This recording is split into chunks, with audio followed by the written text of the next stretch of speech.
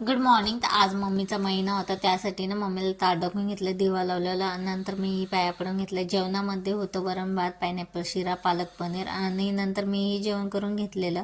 आणि जेवणानंतर ना माझी पायधुणी होते आणि हळदी कुंकू लावून ओटी भरण्यात येते, कारण तिची सवसीन म्हणून दर महिन्याला मीच राहत असते. आणि प्रत्येक महिन्यात आम्ही पदार्थ वेगवेगळे ठेवत असतो. आणि आज मम्मीला 9 महिने झालेले, आणि त्यामध्ये ना खूप तिची आठवण येते. प्रत्येक महिन्याला आम्ही सगळे बहिणी एकत्र येतो, त्यामुळे खूप आठवण येत असते तिची. आणि दररोज तर असा एकही दिवस जात नाही की तिची आठवण येत नाही. तर आजही तिची खूप आठवण येत होती, रडायला येत होतं. तर आज आम्ही ना रात्री गेलेलो राज क्लॉथ सेंटरला. तर ही माझी छोटी बहीण, ती प्रेग्नेंट आहे आणि तिचे नेक्स्ट मंथमध्ये डोहाळे जेवण करायचं आहे.